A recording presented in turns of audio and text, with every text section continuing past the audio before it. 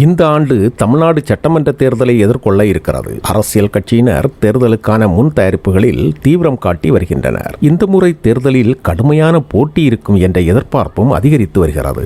ஒருபுறம் திமுக கூட்டணி, மறுபுறம் அதிமுக கூட்டணி, மற்றொரு புறம் சீமானின் நாம் தமிழர் கட்சி மற்றும் விஜயின் தமிழக வெற்றி கழகம் என போட்டி அதிகரித்து இருக்கிறது. திமுக ஆட்சியை தக்க வைக்க வேண்டிய கட்டாயத்தில் இருக்கிறது.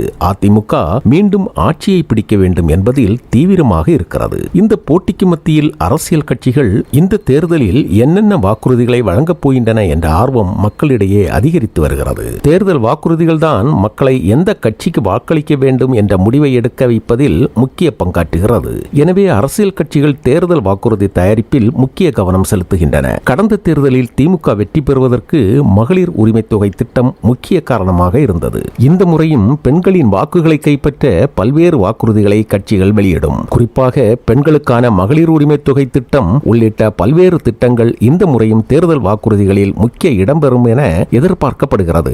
இந்த சூழலில் அதிமுக ஆட்சிக்கு வந்தால் குலவிளக்கு என்ற திட்டம் செயல்படுத்தப்பட்டு அனைத்து குடும்ப அட்டைதாரர்களுக்கும் மாதம் 2000 ரூபாய் வழங்கப்படும் என்ற அறிவிப்பை அதிமுக பொதுச் செயலாளர் எடப்பாடி பழனிசாமி வெளியிட்டிருக்கிறார். 2026 சட்டமன்ற தேர்தலுக்கான முதல்கட்ட வாக்குறுதிகளை வெளியிட்டிருக்கிறார் அதிமுக பொதுச் செயலாளர் எடப்பாடி பழனிசாமி. இதன்படி தமிழ்நாட்டில் மகளிர் உரிமை தொகை திட்டத்தை போலவே குலவிளக்கு என்ற திட்டம் செயல்படுத்தப்படும் என அறிவித்துள்ளார். குலவிளக்கு திட்டத்தின் கீழ் மாதந்தோறும் மகளிருக்கு 2000 ரூபாய் வழங்கப்படும் என தெரிவித்துள்ளார். இந்த 2000 ரூபாய் பணம் அனைத்து குடும்ப அட்டைதாரர்களுக்கும் வழங்கப்படும். இது நேரடியாக குடும்ப தலைவிகளின் வங்கி கணக்கிலேயே வரவு வைக்கப்படும் என கூறியுள்ளார். அடுத்ததாக தமிழ்நாட்டில் தற்போது மகளிருக்கு கட்டணமில்லா பேருந்து சேவை வழங்கப்படுகிறது. அதாவது உள்ளூர் பேருந்துகளில் டிக்கெட் இல்லாமல் பெண்கள் பயணம் செய்கின்றனர். கட்டணமில்லா பேருந்து சேவை ஆண்களுக்கும் விரிவாக்கம் செய்யப்படும் என எடப்பாடி பழனிசாமி அறிவித்துள்ளார். எனவே அதிமுக ஆட்சிக்கு வந்தால் ஆண்களும் கட்டணம் இல்லாமல் உள்ளூர் பேருந்துகளில் பயணிக்க முடியும். தற்போது உள்ள 125 நாள் வேலைவாய்ப்பு திட்டத்தை